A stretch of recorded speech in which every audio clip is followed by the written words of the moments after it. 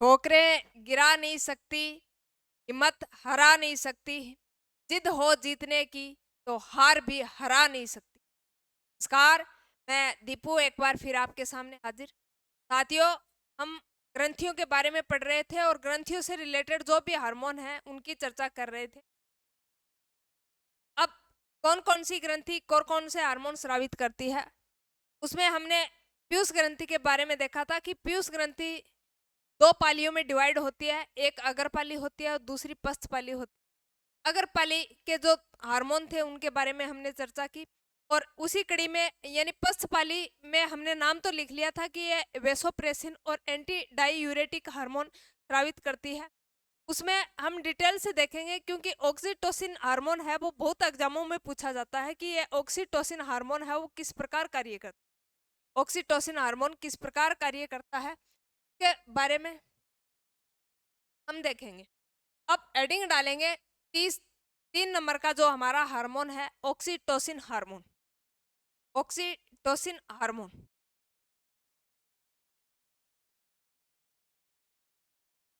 Oxytocin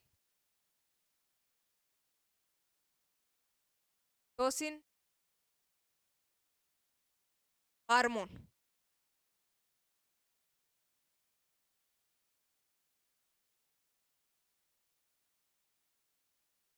कई बार इनके अन्य नाम पूछ लिए जाते हैं, तो अन्य नाम में क्या ध्यान में रखोगे?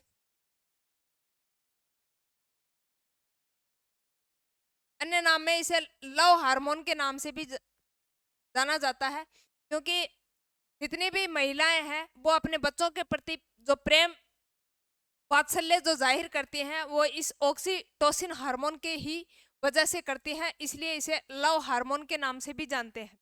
तो माताएं जो आपसे प्रेम करती हैं वो किस कारण करती हैं? लव हार्मोन के कारण या ऑक्सीटोसिन हार्मोन के कारण ही आपसे क्या करती हैं, वो प्रेम भाव प्रदर्शित करती हैं। तो आप ध्यान में रखोगे, यानी ये क्या करता है, लव जाहिर करवाता है। दूसरा इसका नाम है Pitocin hormone. Pitocin hormone, Pitocin hormone के नाम से भी जानते हैं, पिटोसिन हार्मोन। एक इसको बर्थ हार्मोन के नाम से भी जानते हैं, क्योंकि यह संकुचन क्रिया करवाता है। जब डिलीवरी होती है तो क्या होता है, संकुचन की क्रिया करवाता है और उस संकुचन की क्रिया के कारण ही प्रसव पीड़ा आती है और प्रसव पीड़ा के कारण क्या होता है, बच्चा जन्म में आसानी हो जाती है, इसलिए इसे बर्थ हार्मोन भी कहा जाता है। कौन सा हार्मोन? बर्थ हार्मोन या जन्म हार्मोन के नाम से भी जानते हैं, या इसे प्रसव पीड़ा हार्मोन के नाम से भी जानते हैं। जन्म में सहायक है प्रसव पीड़ा हार्मोन। दुग्ध निष्कासन को क्या करता है, प्रेरित करता है। आपने देखा होगा गाय भैंसों के इंजेक्शन लगाते हैं तो वो ऑक्सीटोसिन ही इंजेक्शन होता है, जिससे क्या होता है, दुग्ध देने की जो प्रक्रिया है, प्रोसेस है, वो क्या हो जाती है, बढ़ जाती है। तो ये क्या करता है, यानी दुग्ध दोहन की क्रिया को प्रेरित करता है, इसलिए इसे दुग्ध हार्मोन के नाम से भी जानते हैं। दुग्ध हार्मोन,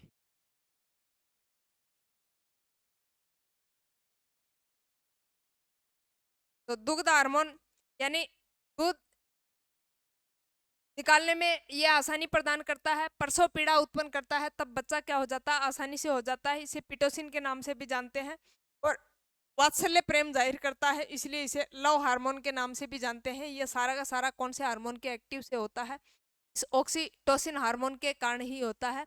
और कार्य की बात करें तो इसमें अनैच्छिक क्रियाओं में संकुचन होता है। संकुचन के कारण क्या होता है, यानी ये संकुचन की क्रिया को क्या करता है, प्रेरित करता है, जिससे दुग्ध निष्कासन की क्रिया क्या हो जाती है, बढ़ जाती है। कार्यों में आप नोट करोगे,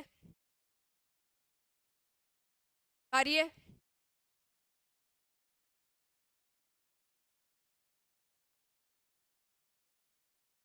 अनैच्छिक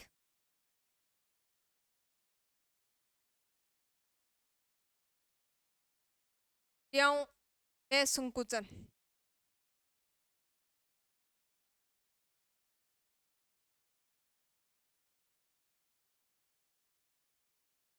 दुग्ध निष्कासन की प्रक्रिया को प्रेरित करता है, दुग्ध निष्कासन की क्रिया को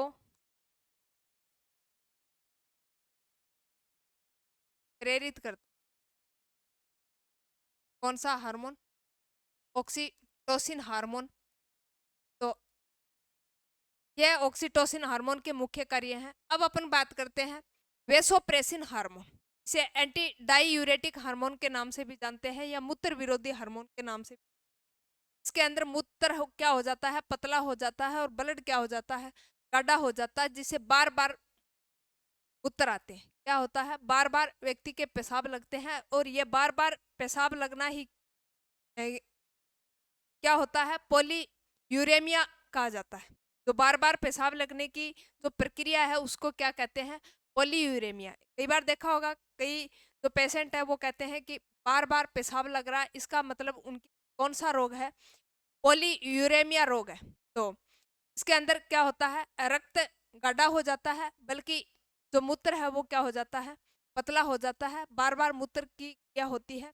और इसी के कारण कौन सा रोग होता है, डायबिटीज इंसिपिडिस। तो वेसोप्रेसिन चौथा हार्मोन।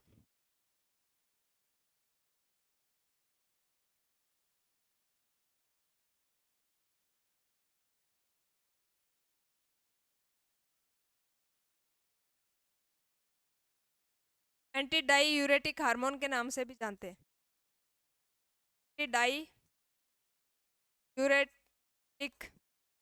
या मूत्र निरोधी हार्मोन, मूत्र निरोधी हार्मोन। ये सारे के सारे नाम इसी के हैं। एंटी डाईयूरेटिक बोलते हो, मूत्र निरोधी हार्मोन बोलते हो। अब अपन बात करते हैं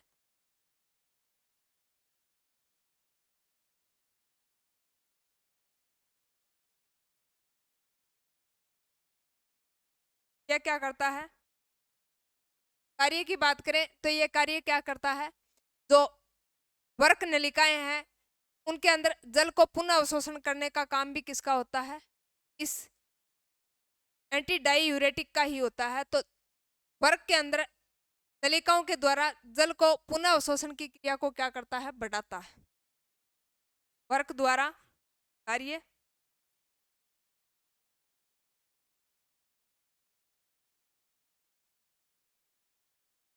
वर्क नलिकाओं द्वारा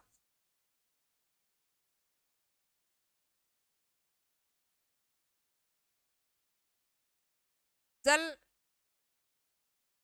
पुनर्अवशोषण की क्रिया को बढ़ाता है, अवशोषण की क्रिया को बढ़ाता है।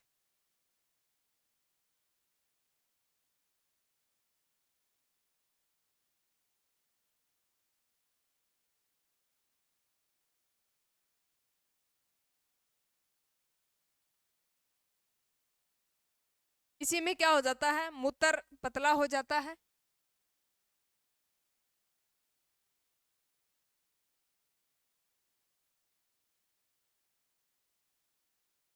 रक्त गाढ़ा,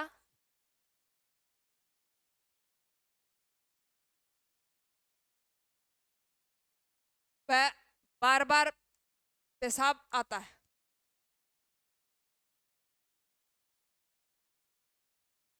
बार बार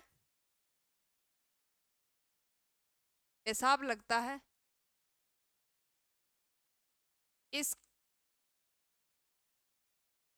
कारण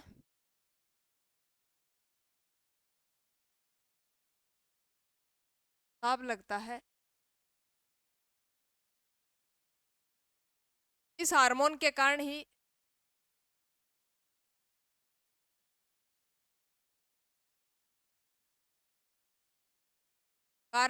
कौन सा रोग होता है,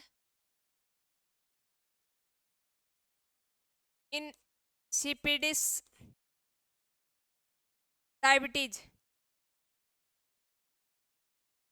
और वो डायबिटीज सीधा होता है जिसमें शुगर बीमारी बोलते हैं, वो किसके कारण होता है, वो होता है इंसुलिन हार्मोन के कारण।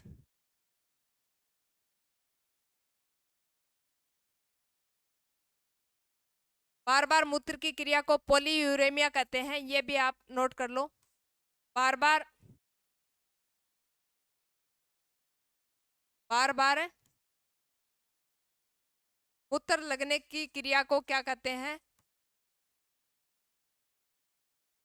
पोलीयूरेमिया, पोलीयूरेमिया कहा जाता है, पोलीयूरेमिया कहा जाता है। ये बात आप ध्यान में रखोगे। अब अपन बात करते हैं, अगला हार्मोन है मोस्ट इंपोर्टेंट, जहां से लगभग क्वेश्चन पूछा जाता है, वो है हाइपोथैलेमस ग्रंथि। उस ग्रंथि के बारे में पढ़ेंगे। तो हाइपोथैलेमस ग्रंथि हेडिंग डालेंगे, हाइपोथैलेमस ग्रंथि। तो पांचवी ग्रंथि, सॉरी ग्रंथि की बात करें तो कौन सी ग्रंथि? तीसरी ग्रंथि पीयूष ग्रंथि। के बाद में 3 नंबर ग्रंथि है hypothalamus, hypothalamus.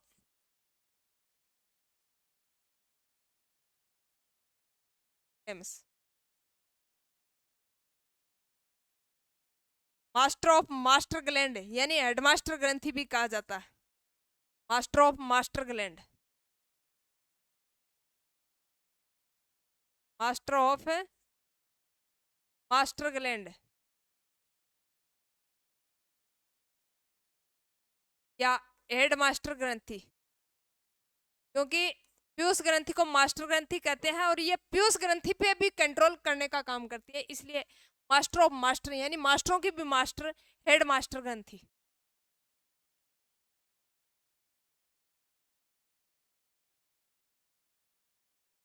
Master of master पूछे तो हाइपोथैलेमस, मास्टर ग्रंथि पूछे तो पीयूष। दोनों में डिफरेंस ध्यान में रखोगे। मास्टर ऑफ मास्टर यानी मास्टरों का मास्टर कौन होता है स्कूल के अंदर, उसी प्रकार बॉडी के अंदर ग्रंथियों पे सबसे बड़ा मास्टर पीयूष ग्रंथि, और उस पे भी सबसे बड़ा मास्टर हेडमास्टर जिसको बोलते हैं वो है हाइपोथैलेमस। अब अपन बात करते हैं ये क्या करती है, ये इनकी जगह होती है वो मस्तिष्क के डाइएनसीफेलोन भाग में होती है। कहाँ होती है? मस्तिष्क के डाइएनसीफेलोन। तो स्थिति मस्तिष्क के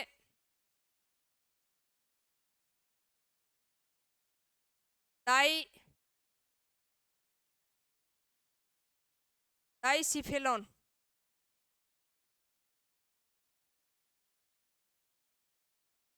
भाग में स्थित होती है। क्या पूछे तो मस्तिष्क के डाइएनसीफेलोन भाग में स्थित होती है कौन सी? हाइपोथैलेमस ग्रंथि। अब अपन बात करते हैं, ये दो हार्मोन स्रावित करती है। एक हार्मोन का नाम है मोचक हार्मोन और दूसरे का नाम है निरोधी हार्मोन। मोचक हार्मोन क्या करता है? यह पीयूष ग्रंथि के स्राव को क्या करता है? प्रेरित करता है। जबकि निरोधी नाम से ही प्रतीत हो रहा है क्या करता है? ये विरोध करता है। तो पीयूष ग्रंथि का जो हार्मोन है स्राव का क्या करता है? रोकता है। तो एक क्या करता है? पीयूष ग्रंथि के स्राव को प्रेरित करता है। दो हार्मोन स्रावित करता है।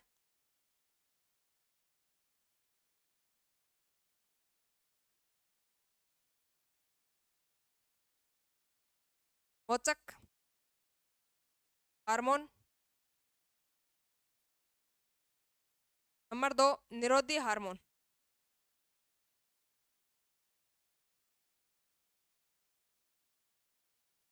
पीयूष ग्रंथि के स्राव को प्रेरित करता है।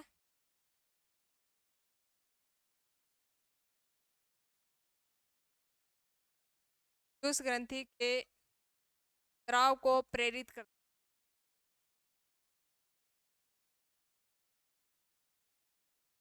और यह अपोजिट यानी निरोधी निरोध करता है, तो पीयूष ग्रंथि के स्राव को रोकता है। ये स्राव को रोकता है, रोकता। तो दो हार्मोन स्रावित करता है, ये रीट में भी पूछा जा चुका है। एक मोचक हार्मोन, दूसरा निरोधी हार्मोन। ये कौन सी ग्रंथि करती है? हाइपोथैलेमस ग्रंथि करती है। अब अपन बात करते हैं थायराइड ग्रंथि की। कौन सी ग्रंथि की? थायराइड ग्रंथि की।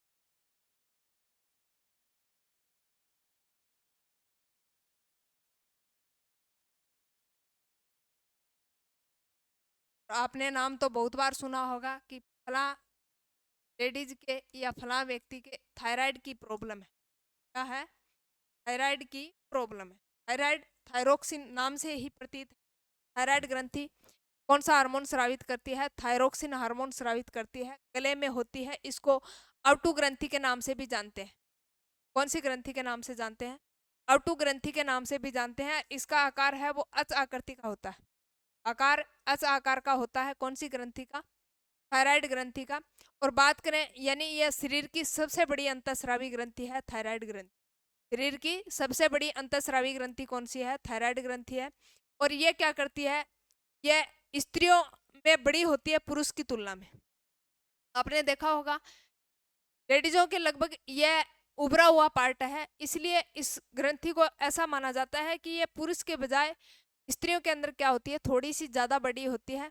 और बात करें इसके वजन का, तो लगभग 25 से 30 ग्राम इसका क्या होता है? वजन होता है। 25 से 30 ग्राम इसका वजन होता है। और एकमात्र ग्रंथि है जो क्या होती है, बॉडी के अंदर निष्क्रिय अवस्था में पाई जाती है। तो क्वेश्चन पूछे, ऐसी कौन सी ग्रंथि है, ऐसी कौन सी एकमात्र ग्रंथि है जो बॉडी के अंदर निष्क्रिय अवस्था में पाई जाती है? तो वो कौन सी है? थायराइड ग्रंथि। थायराइड ग्रंथि का अन्य नाम, इसे अवटु ग्रंथि के नाम से भी जानते हैं। और यह बटरफ्लाई जैसी होती है, अच आकार की। तो अन्य नाम में अवटु ग्रंथि,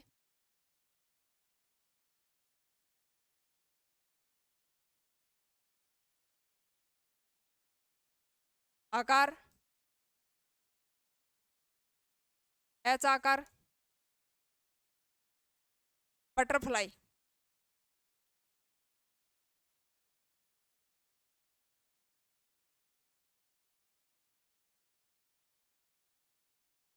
वजन की बात करें तो 25 से 30 ग्राम।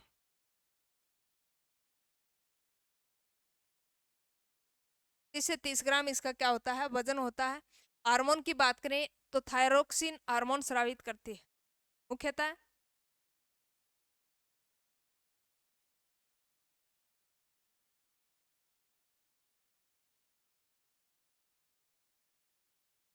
थायरोक्सिन हार्मोन स्रावित करती है। थायरोक्सिन हार्मोन क्या, थायरोक्सिन हार्मोन का क्या करती है? स्राव करती है। यह बात भी आप अच्छे तरीके से ध्यान में रखोगे। शरीर की सबसे बड़ी अंतःस्रावी ग्रंथि,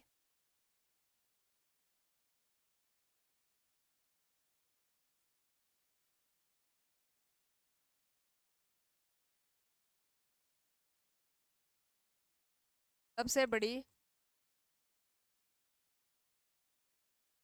अंतःस्रावी ग्रंथि और सबसे बड़ी मिश्रित ग्रंथि पेंक्रियाज अग्नाशय ग्रंथि। और वैसे बड़ी ग्रंथि पूछे तो यकृत। एकमात्र ग्रंथि जो शरीर में निष्क्रिय अवस्था में होती है, एकमात्र ग्रंथि जो शरीर में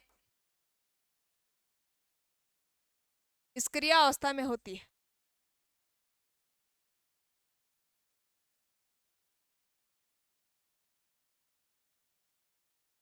अवस्था में होती है, क्रिया अवस्था में होती है। कौन सी ग्रंथि है? एकमात्र ग्रंथि है, उस ग्रंथि का नाम है थायराइड ग्रंथि। पुरुष की तुलना में स्त्रियों में बड़ी होती है।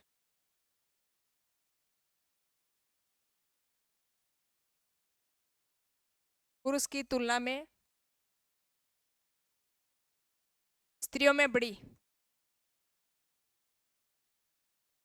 स्त्रियों में बड़ी होती है।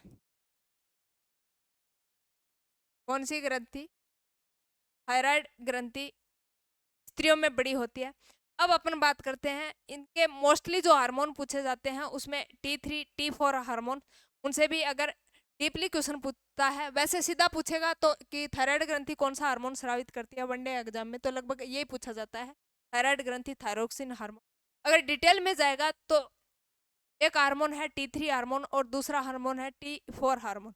T3 हार्मोन को टेट्रा आयोडोथायरोक्सिन हार्मोन के नाम से भी जानते हैं। और जो T4 हार्मोन्स है, T यानी इसका मतलब है T3, इसको ट्राई बोलते हैं, T4 इसका मतलब टेट्रा थायरोक्सिन हार्मोन। और एक हार्मोन है कैल्सीटोसिन हार्मोन, ये भी यही ग्रंथि स्रावित करती है। तो हार्मोन मुख्यतः डिटेल में जाएंगे तो कौन कौन से हार्मोन हैं?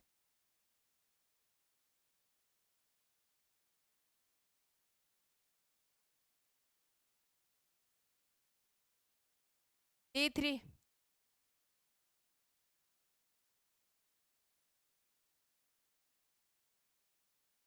Try आयोडोथायरोक्सिन hormone.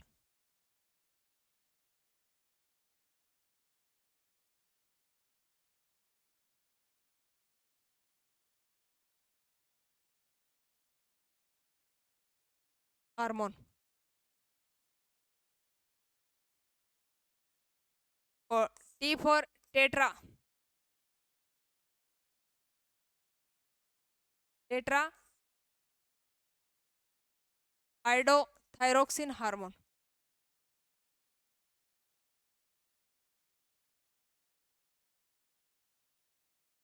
Thyroxine hormone. और तीसरा hormone calcitonin hormone. Calcitonin hormone.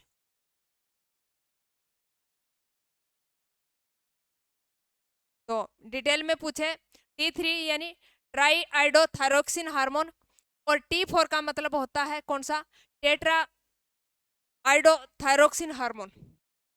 Tetra iodothyroxine hormone और तीसरा हार्मोन कैल्सिटोसिन हार्मोन। यह करता है शरीर की वृद्धि या विकास में सहायक होता है। कार्य की बात करें, शरीर की वृद्धि या विकास में सबसे ज्यादा सहायक है। कार्य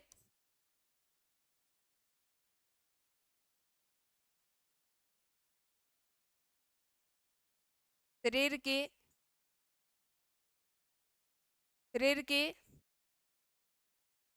वृद्धि एवं विकास में सहायक। विकास में सहायक शरीर की वृद्धि और विकास में सबसे ज्यादा महत्वपूर्ण भूमिका निभाता है, क्योंकि इसमें कैल्शियम होता है और फॉस्फेट भी होता है। अब दूसरा कार्य की बात करें तो यह शारीरिक हो चाहे वो मानसिक विकास हो, उसमें भी क्या करता है, सहायता करता है। तो शारीरिक मानसिक एवं जो जनिक विकास है उसमें महत्वपूर्ण भूमिका कौन निभाता है, यह थायराइड ग्रंथि। शारीरिक व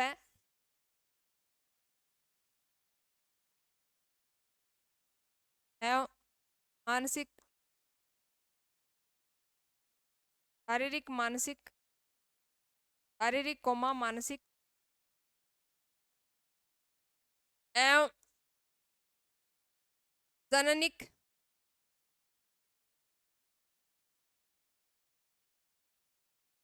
जननिक हार्मोन में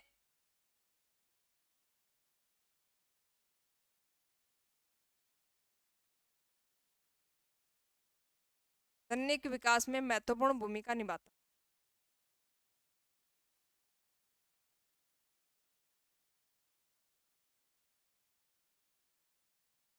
निभाता है। चाहे वो शारीरिक विकास हो, मानसिक विकास हो, या फिर जनन या जननिक यानी जननांगों से संबंधित विकास हो, वो सारा का सारा विकास लगभग किस पे डिपेंड होता है, थायराइड ग्रंथि पे होता है। कौन सी ग्रंथि पे, थायराइड ग्रंथि पे। और महिला में मोस्टली जो महत्वपूर्ण क्रिया होती है एमसी साइकिल की, वो भी इस थायराइड ग्रंथि के द्वारा ही नियंत्रित होती है। तो एमसी चक्र का नियमन, एमसी चक्र का नियमन भी किसके द्वारा होता है, इसी के कारण होता है। महिलाओं में एमसी साइकिल चक्र का नियमन वो भी कौन करता है, ये थायराइड ग्रंथि। और बीएमआर यानी जो आधार उपापचय दर है उसको मेंटेन करने का काम भी किसका होता है, इस थायराइड ग्रंथि का होता है। तो बीएमआर को नियंत्रित करने का काम भी किसका होता है, इसी का होता है। तो बीएमआर, बी का मतलब बेस यानी आधारीय उपापचय दर का नियंत्रण करता है। और यह भार के क्या होता है, व्युत्क्रमानुपाती होता है। यानी अगर भार बढ़ेगा बॉडी का तो बीएमआर कम हो जाएगी, अगर बीएमआर बढ़ता है तो भार क्या हो जाएगा, ज्यादा बढ़ जाएगा। तो ये क्या होता है, यानी ऐसा नहीं है कि ये बढ़ेंगे तो ये भी बढ़ेगा, भार बढ़ता है तो बीएमआर घट जाएगी, और बीएमआर बढ़ता है तो भार बॉडी का क्या हो जाएगा, कम हो जाएगा। तो बीएमआर को नियंत्रण करने का काम भी किसका होता है, इस थायराइड ग्रंथि का होता है। मेंढक के अंदर जो टेडपोल लार्वा होते हैं उसको वयस्क में रूपांतरण करने का काम भी किसका होता है, इस थायराइड का। और यही क्वेश्चन रीट के अंदर पूछा जा चुका है। मेंढक में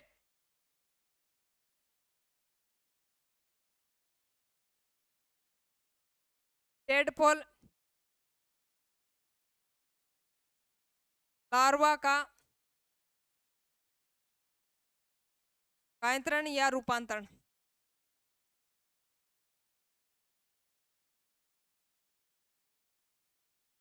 मेंढक के टेडपोल लार्वा का क्या करता है, ये रूपांतरण करता है। यह भी किसका काम है, यानी जो टेडपोल लार्वा है उनको बड़ा करता है, वयस्क में रूपांतरित करता है। तो टेडपोल लार्वा को क्या करता है, वयस्क में रूपांतरित करता है। मेंढक के टेडपोल लार्वा ऐसे लिख लो, को वयस्क में रूपांतरण का काम, रूपांतरण का कार्य। कौन सा हार्मोन, यह थायराइड ग्रंथि द्वारा स्रावित हार्मोन है। ये क्या करता है, मेंढक के जो लार्वा होते हैं, मेंढक में लार्वा पाए जाते हैं, उसको वयस्क में रूपांतरण करता है। कौन सी ग्रंथि, ये थायराइड ग्रंथि करती है। दूसरी बात, जो थायरोक्सिन हार्मोन है उनके संश्लेषण के लिए क्या होता है, आयोडीन आवश्यक होता है। ये अगर आयोडीन की कमी हो जाती है तो कौन सा रोग होता है, गलगंठा या घेंगा रोग होता है। होता है गलगंठा रोग जिसको बोलते हैं, या फिर घेंगा जिसको बोलते हैं। ये पहाड़ी इलाके में होता है, आयोडीन की कमी होती है। तो थायरोक्सिन हार्मोन के संश्लेषण के लिए ही आयोडीन क्या होता है, आवश्यक होता है।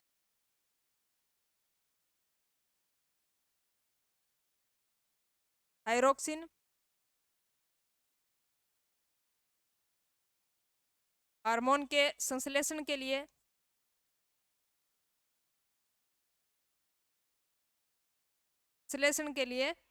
आयोडीन आवश्यक है। कि इसमें जो मुख्य भूमिका होती है वो किसकी होती है, आयोडीन की होती है। और इस आयोडीन की कमी से ही कौन सा रोग होता है, कौन सा रोग होता है, आयोडीन की कमी से ही गलगंठ या घेंगा रोग होता है। इससे गले के अंदर क्या होने लग, दर्द होने लग जाता है। और आरबीसी की दर है वो यही बढ़ाता है, यही हार्मोन आरबीसी दर को बढ़ाता है, आरबीसी की दर को बढ़ाता है। RBC red blood corpuscle, RBC की दर को क्या करता है, बढ़ाता है। हृदय स्पंदन की दर को भी ही बढ़ाता है,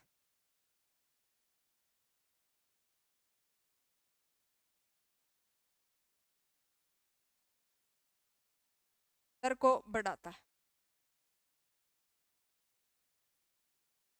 हृदय के अंदर जो स्पंदन होता है उनके चक्रों को भी कौन बढ़ाता है, ये थायराइड ग्रंथि बढ़ाती है। और आरबीसी की जो क्रिया होती है, आरबीसी यानी रेड ब्लड कार्पल की संख्या को बढ़ाने का काम भी किसका होता है, इस थायरोक्सिन हार्मोन का ही कार्य होता है। कौन से हार्मोन का कार्य होता है, इस थायरोक्सिन हार्मोन का ही होता है। तो महत्वपूर्ण हार्मोन है कौन सा, थायरोक्सिन हार्मोन। अब अपन जानेंगे कि इसकी कमी से कौन कौन से रोग होते हैं, इसकी कमी से कौन कौन से रोग होते हैं। इसकी कमी से ये जो थायराइड ग्रंथि है जो थायरोक्सिन हार्मोन स्रावित करती है, इसकी कमी से कौन कौन से रोग होते हैं उसके बारे में चर्चा करेंगे। तो इसकी कमी से होने वाले रोग में एक है जड़ मानवता। कौन सा रोग, जड़ मानवता, जिसके कारण क्या होती है, शारीरिक और मानसिक जो वृद्धि है वो क्या हो जाती है, अवरुद्ध हो जाती है, रुक जाती है। कौन से रोग के कारण, जड़ मानवता, वो कौन से हार्मोन की कमी से होता है, तो वो होता है थायरोक्सिन हार्मोन की कमी से, जिसे क्रिटिनिज्म के नाम से भी जानते हैं। अगर जड़ मानवता समझ में ना आए तो इंग्लिश में देख लेना, क्रिटिनिज्म। कौन सा रोग, क्रिटिनिज्म, जिसके अंदर क्या होती है, शारीरिक व मानसिक वृद्धि क्या हो जाती है, रुक जाती है। तो इसकी कमी से होने वाला रोग, कमी से होने वाला रोग।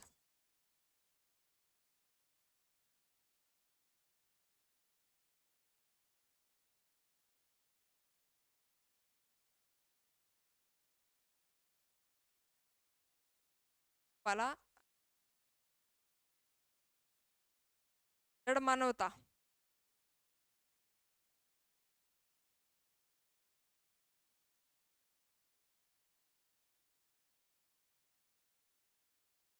या क्रिटिनिज्म।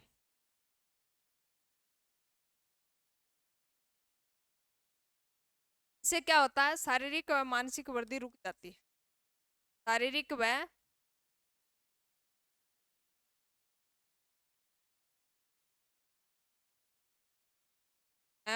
मानसिक वृद्धि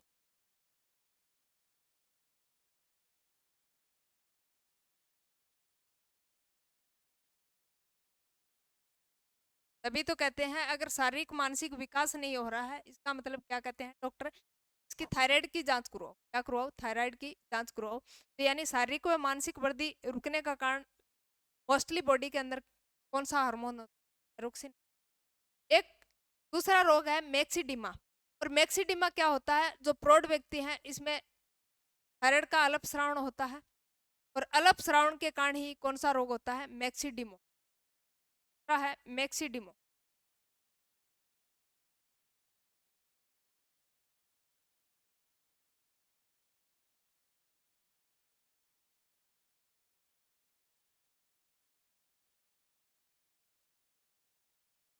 प्रौढ़ व्यक्तियों में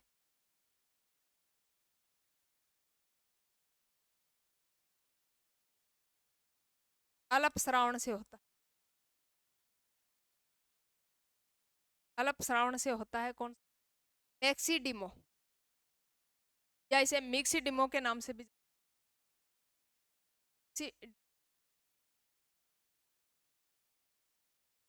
मिक्सिडिमो। ये क्या होता है, प्रौढ़ व्यक्तियों के अंदर होता है। इसकी मात्रा है वो क्या हो जाती है?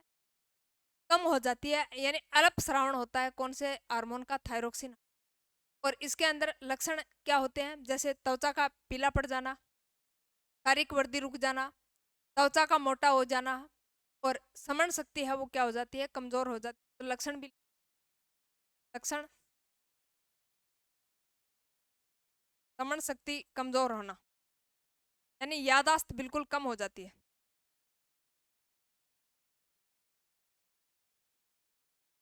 त्वचा पीली पड़ना,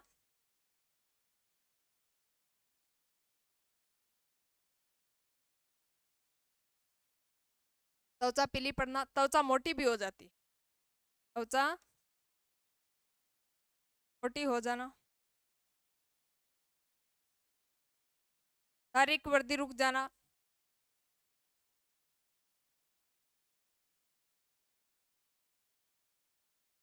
वृद्धि रुक जाती है, शुद्ध हो जाती है।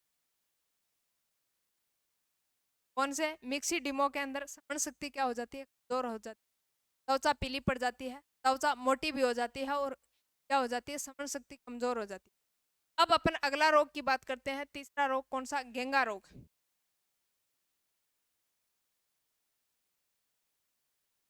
गेंगा रोग,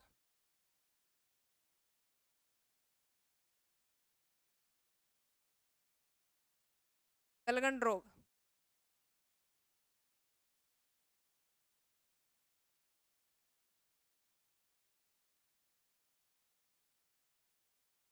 गला क्या हो जाता है? मोटा होकर आगे की तरफ क्या हो जाता है? उभार लिए आकृति हो जाती है। और ये उभार लिए आकृति क्या करती है? दर्द देती है। बार बार क्या होता है? इससे दर्द होता है। और ये किसकी कमी से होता है? आयोडीन की कमी से हो जाती है। इसके अंदर थायराइड फूलकर क्या हो जाती है? हो जाती है। थायराइड फूलकर मोटी हो जाती है, आयोडीन की, आयोडीन की कमी से होता है। थायराइड फूलकर मोटी हो जाती है। थायराइड है फूलकर मोटी हो जाती है। थायराइड फूलकर मोटी हो जाती है कौन से रोग में? गंगा व गलगंड रोग के अंदर। गंगा व गलगंड रोग के अंदर थायराइड क्या हो जाती है? हो जाती है। और किसकी कमी के? ये आयोडीन की कमी के कारण होता है। एक होता है आसी मोटा रोग। आसी मोटा रोग यानी ये भी किसके अंदर होता है? थायरोक्सिन की कमी के कारण ही होता है। और यह होता कब है? जब थायरोक्सिन हार्मोन क्या होता है? अल्प स्रावित होता है। थायरोक्सिन हार्मोन के अल्प स्रावण से कौन सा रोग होता है? हंसी मोटा रोग होता है। हंसी मोटा रोग। नंबर 4,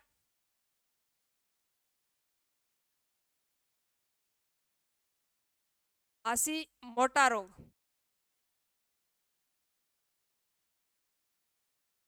हंसी मोटा रोग।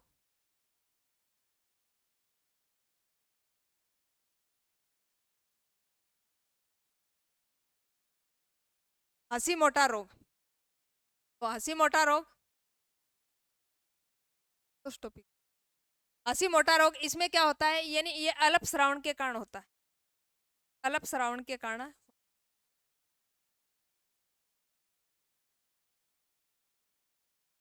अल्प श्रावण के कारण होता है। अब ये हंसी मोटा रोग है, इसमें क्या होता है? यानी जब इस हार्मोन में अल्प श्रावण होता है, अल्प श्रावण के कारण फिर क्या करते हैं? दवा लेते हैं। और ये दवा क्या करती है? बॉडी के अंदर एंटीबॉडी बनाती है। क्या बनाती है? एंटीबॉडी बनाती है। और वो एंटीबॉडी क्या करती है? इस थायराइड की ही क्या कर देती है? आत्महत्या कर देती है। इसलिए इसे आत्महत्या के नाम से भी जाना जाता है। कौन से रोग को? हंसी मोटा रोग को। तो थायराइड ग्रंथि की आत्महत्या किसके कारण होती है?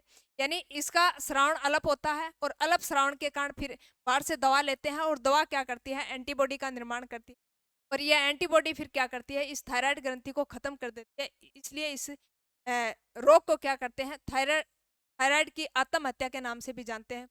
हंसी मोटा रोग थायराइड की आत्महत्या के नाम से भी जानते हैं।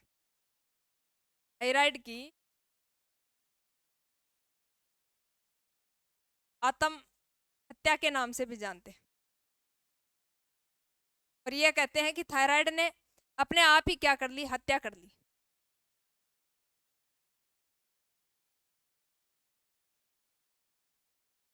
तो कैसे होता है? यानी थायराइड का अल्पस्रावन होगा, अल्पस्रावन होगा तो हम दवा लेंगे, और दवा लेंगे तो बॉडी के अंदर एंटीबॉडी बनाएगी, और एंटीबॉडी क्या करेगी? थायराइड की क्या कर देगी? हत्या कर देगी। इसलिए थायराइड की आत्महत्या के नाम से ऐसी मोटा रोग को। अब अपन बात करते हैं अगली जो ग्रंथि है, पैराथायराइड ग्रंथि। कौन सी ग्रंथि? पैराथायराइड ग्रंथि।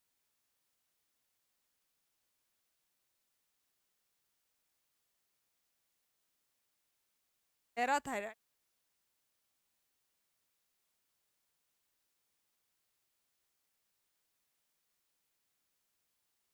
पैराथायराइड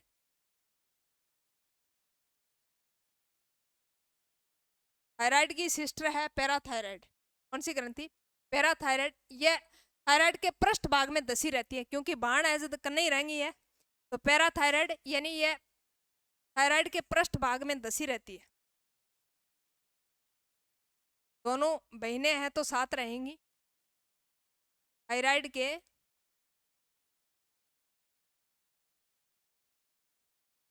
पृष्ठ भाग में दसी रहती है।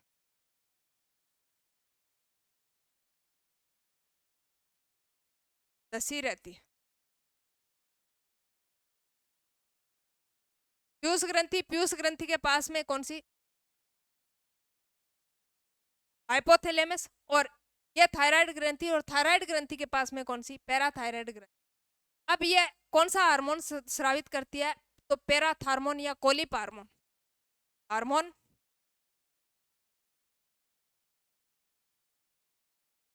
पैराथोमोन या कोलिप हार्मोन।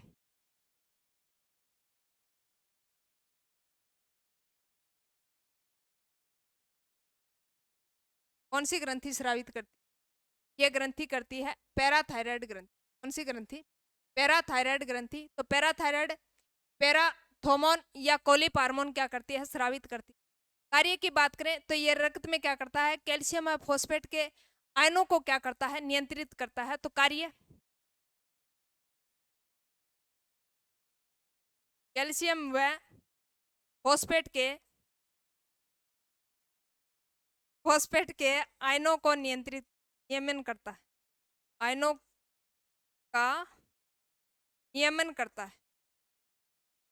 नियमन करता है। तो कैल्शियम व फॉस्फेट के आयनों का नियमन कौन सी ग्रंथि द्वारा किया जाता है? पैराथायराइड ग्रंथि द्वारा किया जाता है। और विटामिन डी का निर्माण भी करती है, विटामिन डी का निर्माण भी करती है, जिससे अस्थियां क्या होती हैं, मजबूत करती है। तो विटामिन डी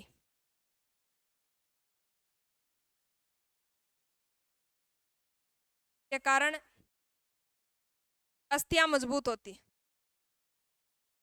अस्थियां मजबूत होती हैं। यही ग्रंथि कार्य करती है। कौन सी ग्रंथि? पैराथायराइड ग्रंथि। कौन सी ग्रंथि?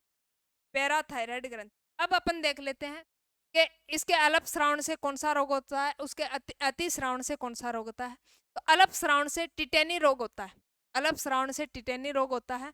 और बात करें अति श्रावण से, अति श्रावण से हाइपर कैल्सीमिया हो जाता है, हाइपर कैल्सीमिया हो जाता है, ओस्टियोपेरोसिस जिसको बोलते हैं। तो कमी से यही लिख लो, रोग, रोग में कमी, कमी से कौन सा होता है, टिटेनी, टिटेनी रोग। कमी से कौन सा रोग होता है, टिटेनी। और अति श्रावण से कौन सा रोग होता है, अति श्रावण से होता है हाइपर कैल्सीमिया, अधिकता से।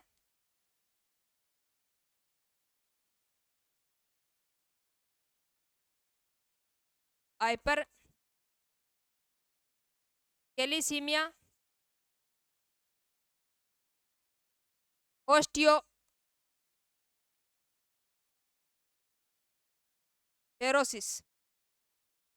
या कमजोर हो जाती है। तो पैराथायराइड ग्रंथि पृष्ठ भाग में धसी रहती है, थायराइड के पास में स्थित होती है। हार्मोन पैराथर्मोन, कोलिप हार्मोन कैल्शियम और फॉस्फेट के आयनों को क्या करता है, नियमन करता है। विटामिन डी के कारण ही हमारी अस्थियां मजबूत होती हैं, वो भी पैराथायराइड ग्रंथि का ही योगदान होता है। और कमी से टिटेनी और अधिकता से हाइपरकैल्सीमिया, ओस्टियोपोरोसिस रोग हो जाते हैं। तो ये थी अपनी आज की कौन कौन सी ग्रंथियां। उसमें ऑक्सीटोसिन हार्मोन के बारे में देखा, वेसोप्रेसिन के बारे में देखा, हाइपोथैलेमस ग्रंथि के बारे में देखा। और ये दो हार्मोन रिलीज करती है, मोचक और निरोधी। उसके बाद में थायराइड ग्रंथि के बारे में देखा। और थायराइड ग्रंथि मोस्टली ये तीन, ट्राई आयोडोथायरोक्सिन, टेट्रा आयोडोथायरोक्सिन और कैल्सिटोसिन। उसके बाद हमने देखा पैराथायराइड ग्रंथि के बारे में। तो आशा व उम्मीद करते हैं आपको अच्छे से समझ में आया होगा। थोड़ा सा गहराई में पढ़ रहे हैं, क्योंकि कई बार क्वेश्चन है वो गहराई में जाकर पूछ लिया जाता है। तो अपन का क्वेश्चन गलत नहीं होना चाहिए, अपन का क्वेश्चन गलत नहीं होना चाहिए। इस बात पे अपन हमेशा क्या करेंगे, फोकस रखेंगे। तो धन्यवाद साथियों, मिलते हैं अगली ग्रंथियों के साथ। तब तक के लिए जय हिंद, जय भारत।